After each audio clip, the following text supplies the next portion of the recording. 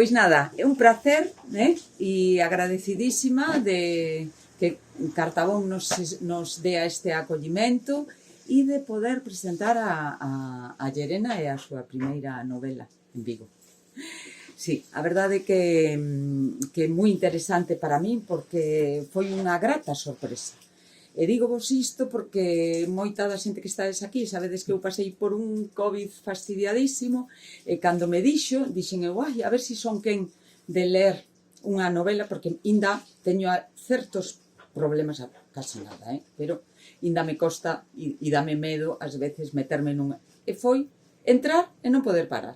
Entón, eso me parece que é a mellor entrada que vos podo facer, de que se lee dun xeito moi agradable e non por ser unha cousa fácil, pero bueno.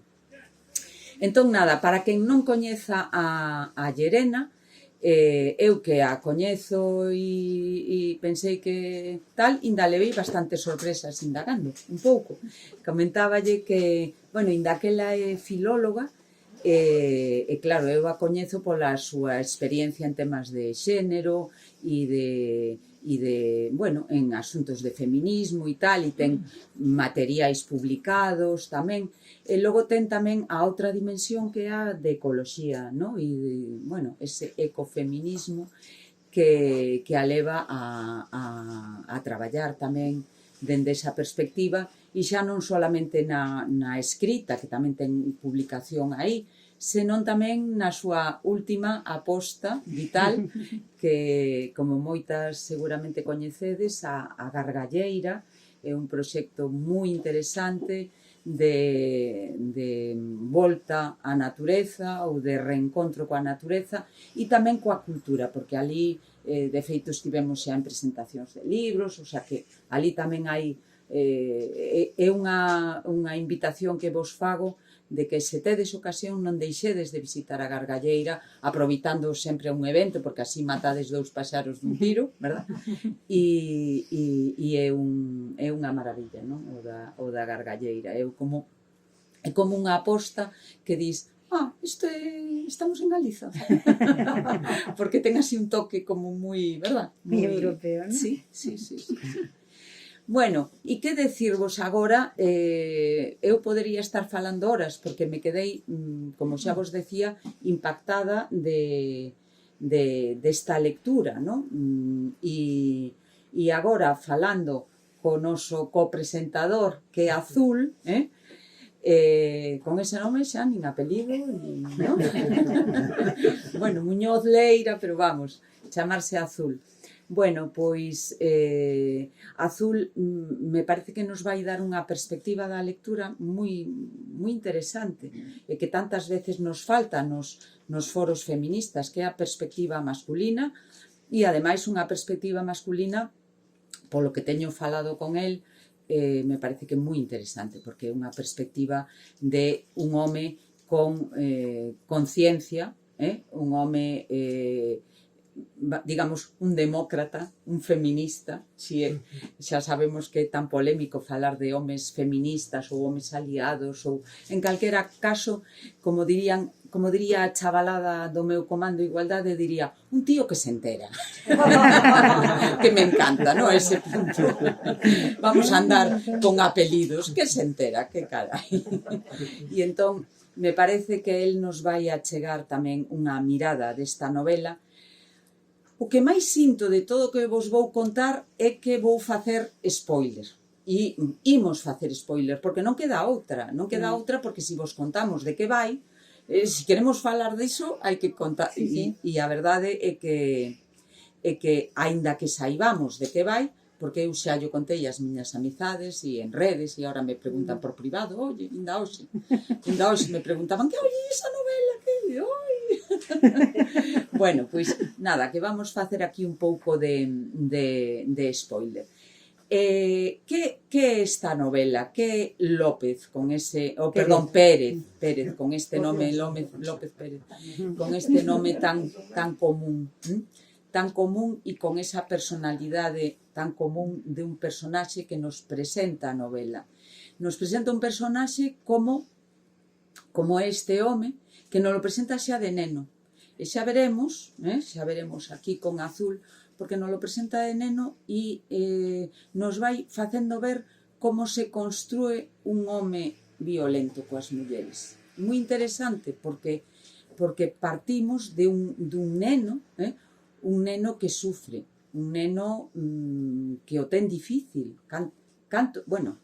Cantísimos nenos teñen difícil a súa inserción no mundo, ese asumir esa masculinidade imposta cando non é, a pesar do que nos digan, non é nada doado aprender a ser home, non?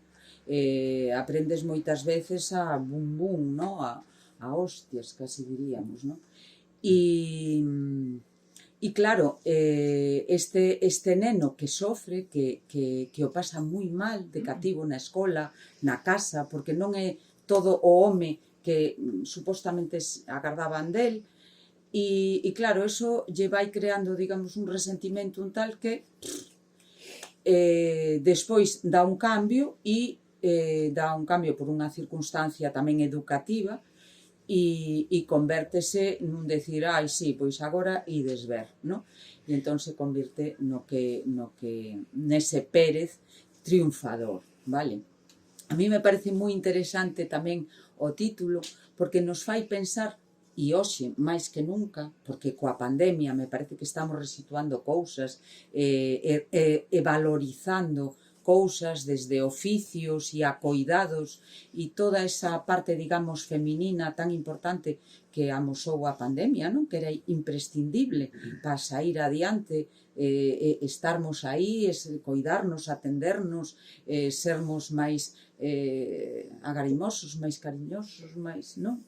Todo isto, non? Entón, este triunfo, digamos, e efectivamente, el, cando leades a novela, veredes que é un triunfador para el mesmo e para moita xente, posiblemente, non? Hai moita xente que o mellor non escarba e pensaría que é un triunfador. E me gusta moito darlle a volta, porque o mellor quen triunfa na novela non é el, non? E hai un triunfo, precisamente van ser elas, non digo nin quen nin nada, van ser elas as que triunfan, porque realmente fan da súa feminidade un uso que tampouco é o que temos no mandato, porque nós, se eles teñen un mandato masculino moi puñetero, nós tamén temos un mandato entre o que está rifando entre nós, o que é esa competencia, esa rivalidade entre mulleres, non? Eu ser máis que a ti, máis guapa que ti, levar ese disfraz tan...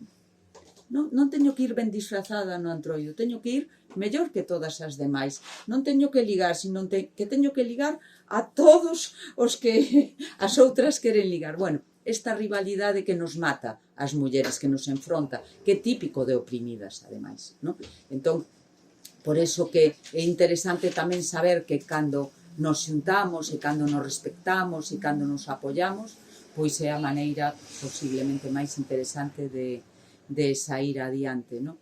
Entón, no libro xa estades vendo que hai un triunfador que non é tal e que ademais é unha especie de animal, un home totalmente entregado á barbarie por ese mecanismo de defensa que quere ter, e que, digamos, que ela o que pretende é facer, digamos, unha xustiza, como din, xustiza poética, ou non deixar ese crime sin castigo, non? Entón, o seu castigo é facernos ver como é ese personaxe, como é esa iniquidade que nos está presentando. E que decirvos, isto está, ao mesmo tempo, hai unha serie de historias que están, digamos, entrelazadas, moi ben artelladas, porque é o que vos decía que fai que se lea moi ben, e que nos vai levando a temas que moitos coñecemos e moitos non coñecemos tanto. Entón está moi ben porque nos vai dando datos sobre toda a violencia de xénero, incluso nos dá datos históricos, é moi moi bonito, porque tamén nos achega a historia de Ana Orantes, a partir dese tremendo, sabedes que foi queimada viva polo seu home, despois de ela facer público nun programa de televisión que fora maltratada na súa parella, non? E o home, nin corto nin perezoso, chegou a casa e queimou unha viva. Bueno, tremendo. Entón, a partir dela, hai un antes e un despois. A partir de aí se contan os casos de violencia de xénero. E tuvo que haber este horror para empezar a visibilizar a violencia contra as mulleres, a violencia machista, ¿no? Porque ata entón era un tema privado.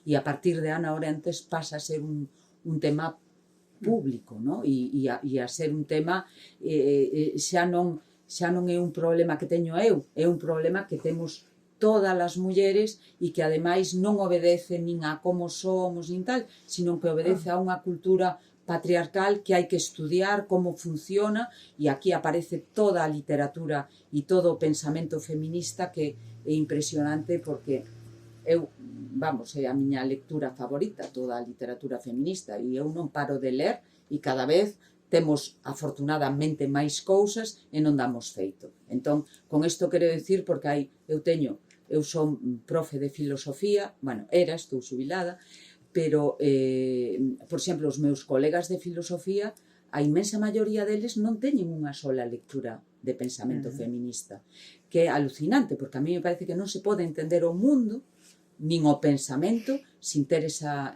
dimensión. E isto digo tamén como denuncia, porque xa non solamente a literatura, sino tamén o pensamento, porque é o que tal. Bueno, que máis temas temos na novela? Porque me podo enrollar con moitas cousas e hai moito aquí que falar.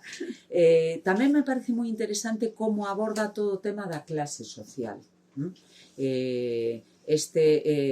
Digamos que é un pijo, un pijo que, bueno, que dan ganas de estrangulalo por todos lados, pero está moi ben para ver como se vai construindo e como, bueno, se algún día queremos pensar nunha masculinidade deconstruída, como afortunadamente cada vez temos máis homes que están, digamos, a mí me encanta chamarlles traidores do patriarcado,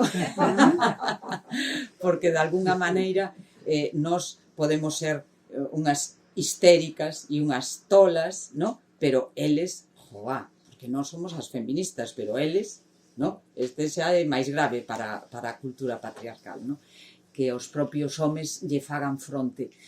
E me parece moi interesante eso de ver tamén como analiza todo o tema da clase social, e como el, para afianzarse, porque ele é un home con todas, a máis é interesante ver como construe a súa masculinidade, non? Pois ese ser forte, ser valente, ser seguro de si mesmo, ser petulante, ser odioso, ser todo o peor da masculinidade o leva posto. E logo, claro, a eso temos que sumarlle negar os sentimentos, as emocións, non amosar nunca nada disto, e logo unha tremenda homofobia. Homofobia no sentido amplio, porque incluso lesbofobia, ¿no? O sea, hai unha situación donde o rechazo que ten contra as mulleres lesbianas fala de lambeconas, o sea, son palabras que uno nin escoitara, ¿no? Que me encantou, sí. Bueno, nada, decirvos que tamén visibiliza asociacións feministas, sororidades, sisterhood, un pouco todo isto, estes pactos entre mulleres como saída, e tamén a min encántame porque eu vivín en Santiago nesa época tamén, non? Eu estudiei en Compostela, encantoume atopar referencias a lugares coñecidos, al Café Azul, al Modus Vivendi, a todos estes sitios, e logo, claro, políticamente, e que está cheo de guiños que nos encanta, non? Como pode ser o tripartito, aquel goberno, logo a entrada de Fraga, bueno, de alguna maneira como nos vai encaixando en tantas cousas que nos fan moi agradable a lectura e contextualizar, non? a mí me parece que tamén hai un tema central que ese o que hai que analizar e ver todas as claves que nos dá, que é o tema da prostitución e da trata. Dármonos conta de que, claro, sabemos que hai un debate, un desafortunado, a meu modo de ver, debate, porque si somos quen de saber que a prostitución é un fenómeno tan esclavizante como é, e que está directamente relacionado coa trata de mulleres e de nenas, claro, é tremendo pensar que haxa quen poda decir que é unha opción, é unha manifestación máis de liberdade sexual.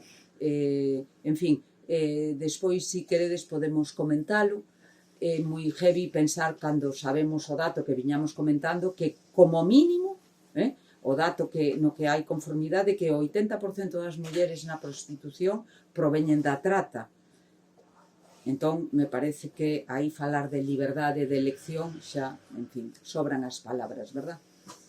A min, ao mesmo tempo, como educadora, porque eu, a pesar de estar xubilada no ensino, sigo facendo moito obradoiro de educación sexual e estou en contacto coa chavalada, coordino o Comando Igualdade, que estamos un grupo de mozas e mozos que andamos todo o día metralletando por aí, e decirvos que a min o que me parece gravísimo neste momento é o tema da pornografía, que está íntimamente ligado coa prostitución, vale? A pornografía é unha auténtica escola de desigualdade humana, porque a pornografía é como a narración da prostitución. A pornografía é violenta, temos dous claros estereotipos de homes e mulleres.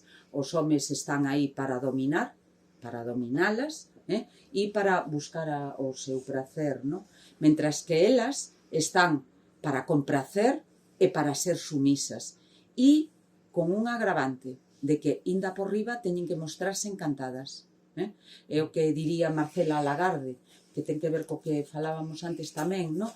Marcela Lagarde, esta antropóloga mexicana, fala de cautivas no cautiverio. Cautivas no cautiverio. E xoga cas palabras e introduce unha terceira, que é cautivadas. O sea, inda por riba de estar presas nese cárcere de que é o patriarcado, o matrimonio, os mandatos da feminidade tal e cual, inda por riba cautivadas, o sea, rechifladas. Tantas veces, falábamos antes si serían alienadas ou tan alienadas que nin siquiera, que hasta están encantadas de estar aí. Entón, isto, claro, e fijaros como isto estamos aprendendo nas rapazas xa cando antes muerta que sencilla, estamos hipersexualizando as nenas. Isto é unha cousa do consumismo bestial no que estamos, non? As nenas parecen, e na publicidade o vemos tamén, non? As nenas como putitas, maquilladas, sexys, nenas sexys, por favor, non? É atroz, non? Entón, a mí me parece que o tema da pornografía é un tema que temos que mirar con moitísima atención, porque de que sirve estar criticando o patriarcado, falando de homes que están entrando nesta tal, de mulleres que están facendo a revolución en todo o tema social, que estamos vendo os grandes cambios que estamos acadando. Si logo, o sea, os rapaces nas escolas lles falamos de igualdade, falar de igualdade os rapaces o ven, vamos, o normal, non? Non sendo 4 fachas así de Vox falando claro que son afortunadamente irrelevantes de momento. Bueno, pero, ollo, que mensaxe lle damos aos rapaces se lle decimos isto de que somos iguales e entenden que somos iguales e a máis o ven con simpatía e logo sacan o móvil do bolsillo, entran, poñen pene, teta, culo, o que sexa, e xa atopan as páxinas de pornografía onde ven que poden optar, poden pagar polo corpo das mulleres, poden disfrutar polo sometemento das mulleres, poden conseguir todo o que queren a través dos cartos, pero cartos insignificantes. Por 5 euros te fan unha felación.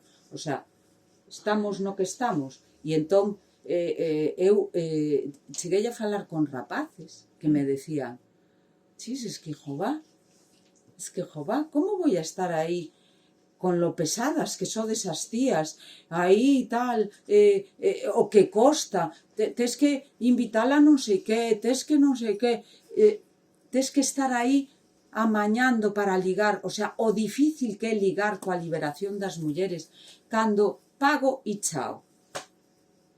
O sea, ese é un plantexamento que anda por... O sea, que... vendido como libertade sexual, non? Exacto, e da por riba, con esas caras. Entón, nada, que eu así como presentación quero deixar isto aí e a invitación que vos fago é a plantexarnos despois tamén de toda esta pandemia e desta lectura achegándonos a esta realidade, un pouco ver que mundo queremos, ¿no? Que vida queremos ter nas persoas que nos rodean e que queremos, que mundo lles queremos ofrecer, que institucións queremos manter, porque, por exemplo, queremos seguir mantendo unha institución como pode ser a prostitución. Estas cousas hai que falalas e non hai que deixalas atrás como cómodamente se ven facendo, non? Entón, a min, nada, felicitar a Llerena por esta valentía de meternos esta caña e ao mesmo tempo poñernos as pilas, non? Porque me parece que é un puntazo. Gracias, Chisa. Gracias e un placer.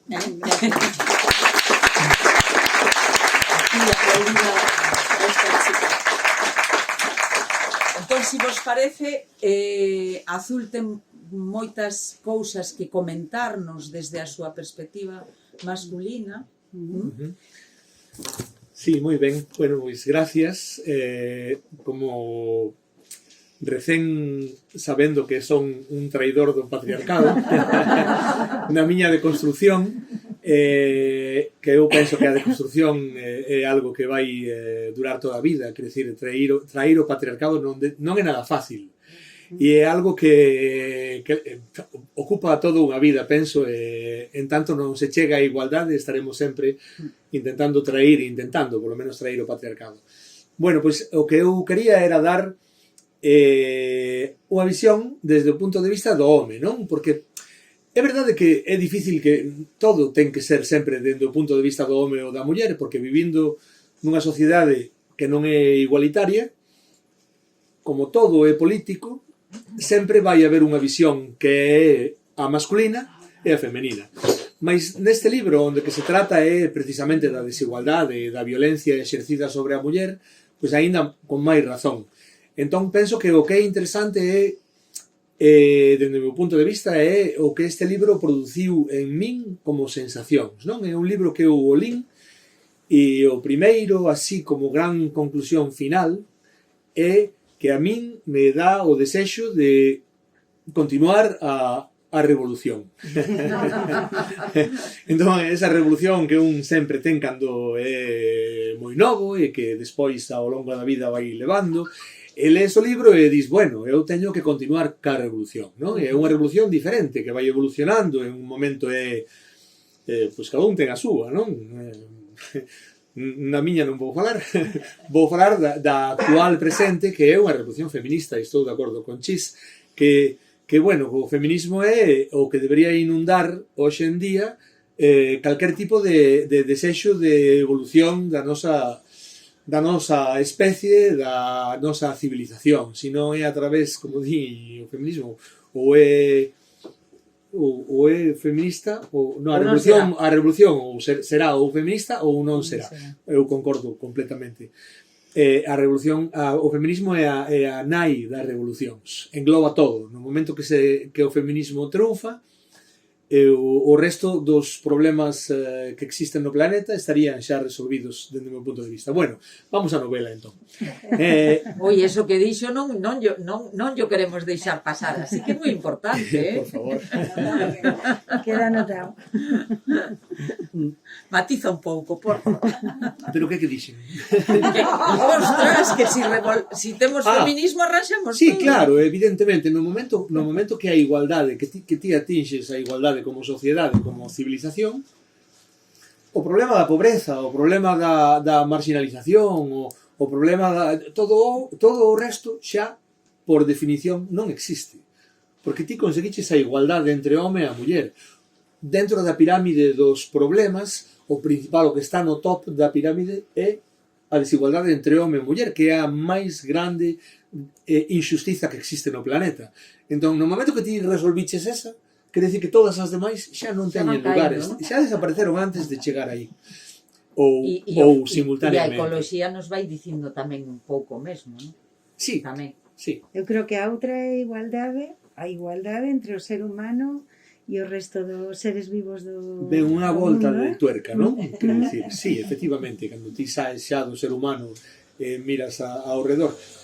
Mas eu penso que o verde vai intrínseco no feminismo. Sí. Ben, entón, a miña primeira sensación, o impacto emocional primeiro que eu tiven foi a empatía, non? Empatía, cando eu coñezo este Pérez, non? Chámase Tonecho tamén, non? Sí, Antonio, non? sí. Un rapaz de 11 anos, probablemente sensible, particular, diferente, que de repente atópase cun sistema familiar rancio, cheirando a naftalina que é o seu pai, non? Un señor franquista dunha familia acomodada burguesa, ao mesmo tempo encontra o sistema educativo, a escola, onde ten a imposición da escola do segunda metade do século, e a igrexa, da igrexa que vamos decir? Pois non decimos nada, está todo dase por sobreentendido. Todo isto, que é o patriarcado daquele momento, que ao mellor daquelas aínda non se chamaba patriarcado, fai con que este rapaz ti sintes cariño, empatía, lástima por el, e de repente dá o primeiro xiro á novela, non? A él ofrécese unha oportunidade. Esta oportunidade é abandonar todo o que o estaba soballando e a tomar outros camiños. El podía ter escollido por positivo, pero non escolle por positivo, ao contrario, e de repente hai unha mudanza. Esta víctima transformase en monstro. E este monstro, de repente, Llerena, a través do monstro, comeza a levarnos a través de moitas formas de violencia que nese momento se exercían contra a muller no momento da novela. Entón, vemos a violencia conxugal, as violacións, a prostitución, está a homofobia polo medio, está a violencia química a través, non sei se chama así, non? Pero é a violencia a través de medicar as mulleres porque están tolas. Bien. Bueno, a violencia estétrica non aparece. Hai unha ligadura de trompas. Sí, vale, pois tamén aparece. En fin, un leque de tipos de violencia que é a violencia que nesa altura había. E entón, que sensación é ao ver todo iso? Pois é o horror, non? É sentir horror lendo todas esas cousas horribles que lle están sucedendo. Non o compredes, non o leas. Non, porque... Non, porque tamén cando ti lees e ves esa violencia, ao mesmo tempo hai unha certa sorpresa, non? Porque ti dis, bueno, esa violencia ti cando ves un telexornal e ves que están morrendo as crianzas en Siria e de repente te horrorizas, non? Pero non é porque non o saibas, ti xa sabes que están morrendo crianzas en Siria amputadas ti xa sabes que nesa altura se exercía esa violencia contra as mulleres. E entón de repente entra un sentimento paradoxal, ti dis, claro, iso sucedía daquelas, na segunda metade do século XX, pero é o mesmo que sucede hoxe. En 2021, casi 22, non mudou casi nada. Ben, a muller emancipouse un pouco máis, hai algunhas leis, mas na realidade todas esas violencias que eu enumerei continúan existindo, non mudou absolutamente nada, continúas exercindo. Entón, te fai non contrapoñer aquela violencia que ti estás lendo coa violencia que aínda continúa existindo hoxe en día. Entón, para decir algo que é de esperanza, sentimento de esperanza, aparece a sororidade, aparece o sisterhood, que mencionou antes Chis, e de repente ves como entre mulleres, que aínda non sei se a sororidade xa existía nesa altura ou é un concepto que se acuñou despois, en calquer caso. Unha rede de mulleres comeza a tecer afinidades e complicidades e ti comezas a intuir que vai haber algo diferente que vai suceder. Esa é unha nova sorpresa, positiva, que nos leva un pouco á fase final onde nos atopamos a xustiza. E aí, de novo, aparecen os sentimentos encontrados, non? Eu, de repente, que sensación me dá a min a novela? Me dá unha sensación de desacougo. Por qué? Porque eu vexo, de repente, que as mulleres toman a xustiza pola súa man. E entón, rapidamente, no meu cerebro, eu digo, pero non, como pode ser isto? Non hai outra forma máis civilizada. E digo, non a hai, porque que outra forma hai? A xusticia convencional, institucional, patriarcal do século XX, aínda que fora deste século, vai dar unha resposta a estas mulleres. E entón digo, e me sorprendo a mí mesmo pensando, claro, é normal, eu endorso, non sei se se di así, eu avalo, apoio e me sinto cómplice desa violencia que esas mulleres exercen, esa xusticia exercida por elas coas súas mans, que é completamente ilegal, mas é a xusticia que elas fan e eu digo, eu estou de acordo completamente con elas. E entón me pregunto, e xa para concluir, me pregunto, e como é posible que hoxe en día non hai miles de grupos sororos de mulleres que están exercendo a xustiza polas súas mans? Como é posible que non hai unha revolución de mulleres que nestes momentos está utilizando, neste caso sí que Maquiavelo tiña razón, o fin, que a igualdade xustificaría, dende o meu punto de vista revolucionario neste momento, xustificaría os medios. Eu digo, por como é posible que as mulleres sexan tan, eu vou dicir, boas, no concepto cristán, que non están tomando a xustiza polas súas mans, e evidentemente a min me gustaría xa aquí poñer coa miña axuda e apoio e complicidade se fora necesario. E remato, e digo, Llerena, obrigado por a túa novela. A min me gustaría que, si escreves máis, e oxalá, non é un pedido, é unha reflexión, que os homes puidéramos ter un papel máis positivo, que no libro non existe, pero sen dúbida porque non o merecemos, non? Entón é un desexo para o futuro que algún día ti escribas algunha novela onde nós teñamos unha participación un pouquiño máis positiva e haya papéis de homes con posicións máis positivas. E nada máis, moito obrigado.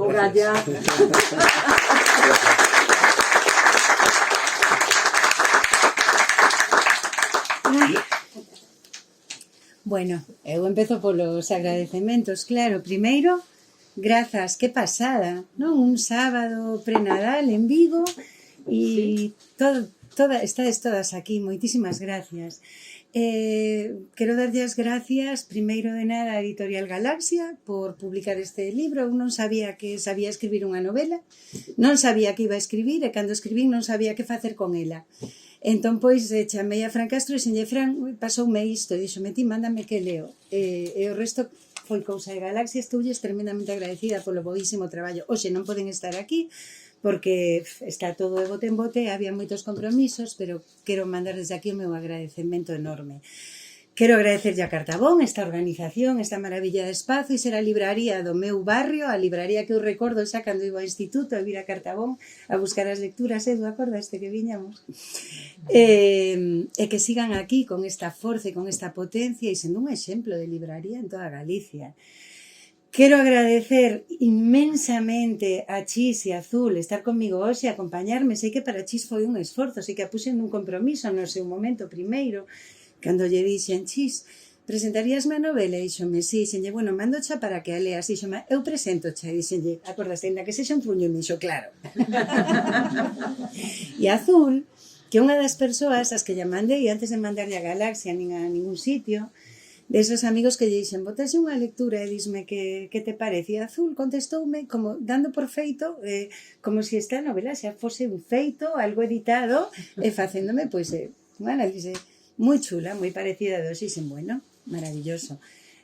Son dúas persoas, ademais, cuxas opinións a nivel ético, filosófico e político para min teñen un grande valor e un grande peso neste tema, polas súas dedicacións. Non se dixo, pero bueno, Azul traballa en cooperación e sei que aplica políticas de xénero en todas as propostas que implementa en moitos lugares do mundo. Foi un traballo moi importante e Chis, para min, ten unha admiración especial porque foi unha pioneira en traballar o feminismo e a igualdade cos rapaces, cos nenos varóns, algo que é urxente e imprescindible, así que moitísimas grazas por iso. E despois de dar todas as grazas, pois nada, vou comentar un par de cousiñas que dixestes. Armando Requeixo fixo unha crítica de Pérez outro día, moi chula, e dixo que esta novela era unha novela de tese. E eu vou dicir que sí, non a fixen con esa intención, decateime cando Armando o dixo. Hoxe me decía Gonzalo Cartabón, me decía, pero Llerena, esa persona xetúa, ese tío é un monstro, eso non pode existir, é unha ficción. E dicía, Gonzalo, isto está baseado, isto é un Frankenstein de moitos homes que coñecemos, que están ao noso redor. É alguén real. Antonio Pérez Torres existe en algunha parte, e existen moitos como a él. Eu cando empecé a escribir, o que pretendía, a miña pescuda era como se forma a identidade masculina de xénero. E como se formaba, e esta historia transcorre na segunda metade do século XX, feito remate en 1999, porque eu quería pescudar como se formaba esa masculinidade deses homes poderosos, deses homes que están ao noso redor. Pérez agora mesmo tería, estiven agora restando, porque non me acordaba, 63 ou 64 anos. Vale? Son homes que están con nós, que están aquí. Como se formaron? En que contexto? Como era esa sociedade patriarcal dese momento? Non? Ti falabas agora dos avances que puido haber. Eu aquí quero incidir nalgo moi importante, que nós avanzamos moitísimo en igualdade formal. Temos unha cobertura xurídica e legal moi importante e isto permitiu tamén moitos avances en libertades. Pero que ven sendo igualdade real, a que está directamente relacionada coa mentalidade, coa maneira de pensar e entender o mundo, esa avanzou moitísimo menos. Eu teño unha filla de 21 anos que me conta as historias das súas amigas de violencia sexual, de violencia na parella, moi tremendas a día de hoxe aquí nesta cidade, en Vigo. Parellas violentas sexualmente, parellas violentas psicolóxicamente, familias que se poñen de parte do agresor e que non entenden a situación da agredida, que non apoian, incluso nenas de 21 anos con fillos, non? En todo este contexto máis lastradas por todo isto. Entón, a mentalidade mudou moi pouco, tristemente, desde a época na que se sitúa Pérez a hoxe.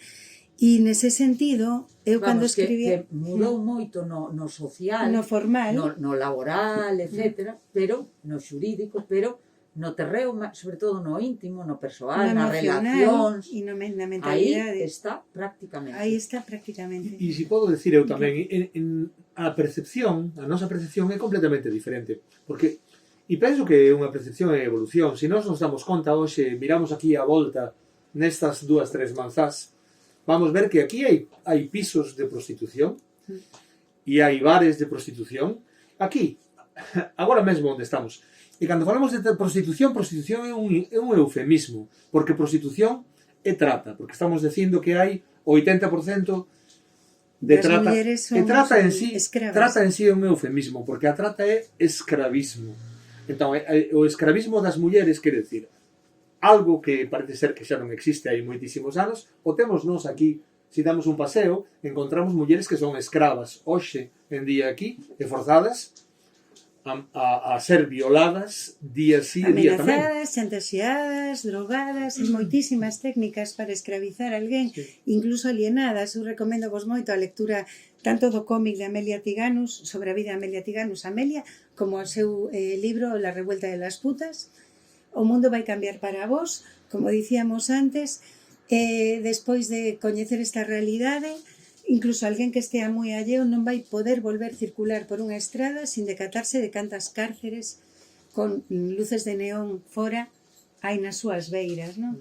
Entón, pois eso, eu cando me puxen a pescudar, a miña idea pois era unha pescuda, unha curiosidade por intentar colocarme na cabeza desta persoa. Considero que non é en absoluto relevante que poida ou non sufrir acoso na súa infancia, sino que o relevante é o que dis ti, que hai un momento no que podes coller que tipo de persoa queres ser e decides ser unha persoa normativa, axustarse aos cánones. O único que pode favorecer o feito de que sexa diferente de pequeno é que necesita demostrar máis. Dado o seu físico e que o seu temperamento de entrada non encaixan ben, é o que necesita demostrar máis e demostrarse máis a si mesmo. Ese é o monstro Pérez, non?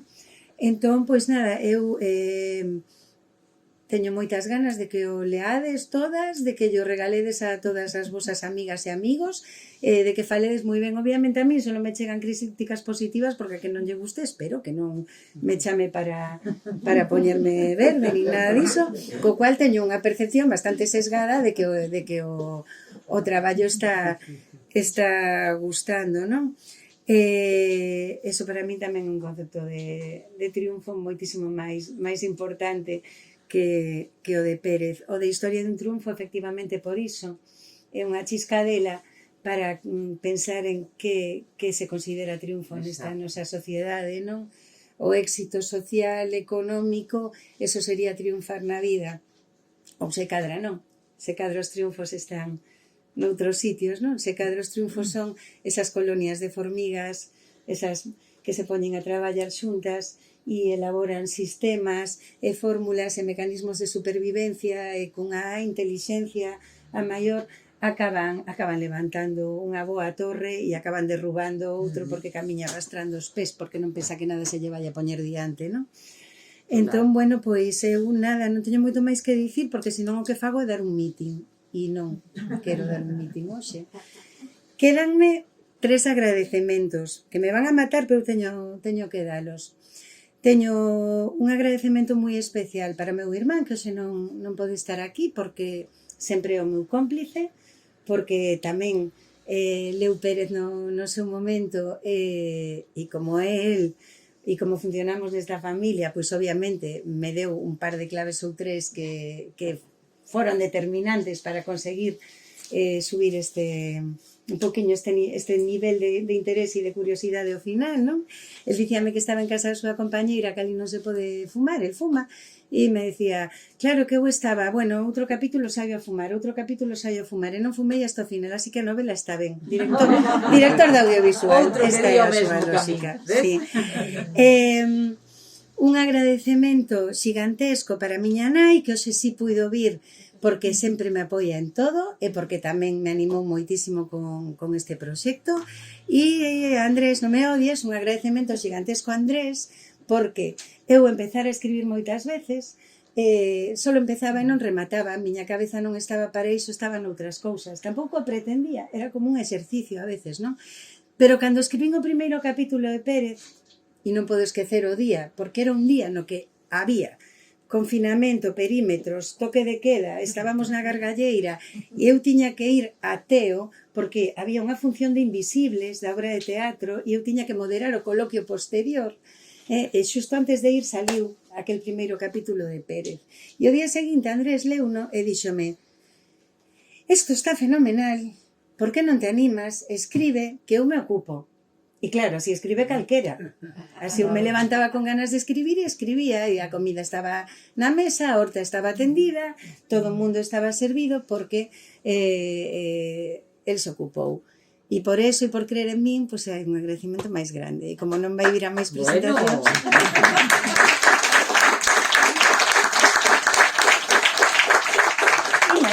se vos apetece comentar algo, preguntar algo, dicir calquera cousa, e se non, pois estaría moi ben. Hai creo que hai Papá Noeles por aí con motos e non sei que. Decirle unha cousa a ese señor, ten vostede na clave. Cando consigamos que o feminismo este resolto, está resolta a ecoloxía e todo. Pero iso sí, tamén lle dixo unha cousa, a monarquía española desaparece. Oxalá. Vale, compramos. Humor, ten moito humor. A pesar de describir, efectivamente, a un desgraciado, Din por aí que sí, que rido. ten humor. E a máis te sorprende. Sí. Quería preguntar si el hecho de haber aparecido la gargalleira ha influido en que esto haya, que realmente hayas parido esta... Claro. É que date conta que a ver, isto é moi interesante. Nos decatamos, nos sentíamos que a nosa vida non funcionaba ben, non estaba ben, e non era que tuvésemos os traballos horribles, nin nada diso, simplemente que era un sistema e que todo o mundo últimamente me di que está agobiado, que está cansado e que non lle dá a vida. E entonces que de repente encontrar unha maneira de vivir e que che dea a vida e descubrir o que rinden as horas e de ter a cabeza e a paz mental de poder facer un pouco o que che peta, entre comiñas, porque tampouco é que isto sea que estamos de vacacións e non facemos nada, non? Pero dixo Estela, cando viu a gargalleira, díxome unha palabra que para min foi máxica. Todo o mundo me decía que ali traballábamos moito e que había moito traballo. Eu intentaba explicarlle a todo o mundo que non, que facemos moitísimas cousas, pero que non era un traballo, non? Porque cada día, cando despertamos, e que vas facer hoxe? Ai, pois apetece ir a desbrozar ali, pois hoxe teño ganas de pasmar, non? Entón Estela díxome que vos non tedes un traballo, tedes unha ocupación. E dentro desa ocupación se abriu a posibilidade de facer este tipo de cousas, sí. Estou segura que coa miña vida anterior isto non tería pasado, porque de feito hai moitas cousas empezadas e non rematadas. Seguro. Yo, bueno, ratifico por lo que conozco que hay un antes y un después, sí, y de lo cual me alegro. Vale, felicidades. Sí, Carmen. Buenas tardes, felicidades. Gracias. Y enhorabuena. Hay una cosa de lo que tú expusiste sobre esta novela, y a mí me llamó mucho la atención. Dices, empecé un trabajo y quiero finalizarlo. Y yo te quiero dar la enhorabuena. Has empezado un trabajo y lo has terminado. Enhorabuena. Gracias.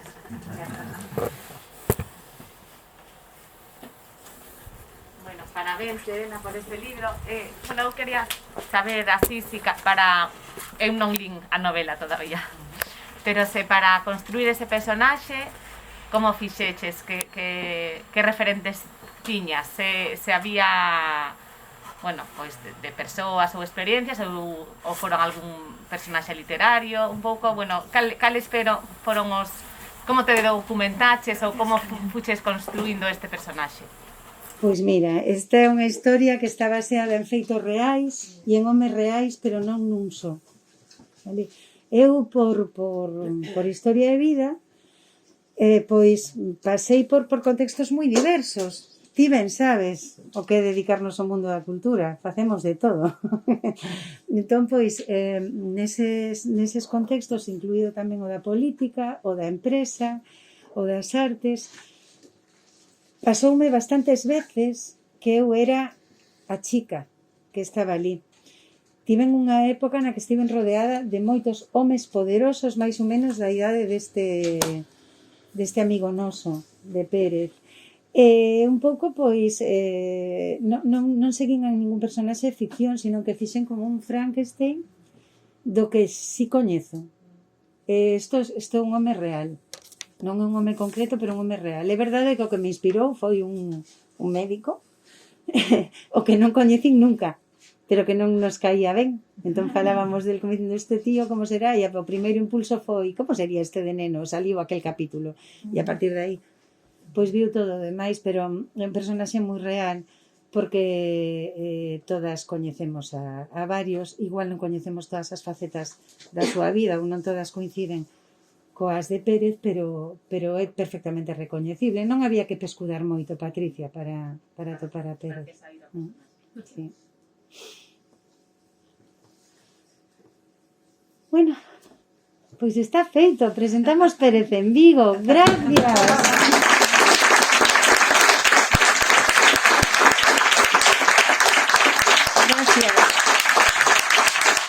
Por certo, que viñemos hoxe día 18 ás 8 da tarde, sábado, porque corríamos o risco de non dar presentado en Vigo e isto non podía ser, vale? Así que isto moi importante. Gracias.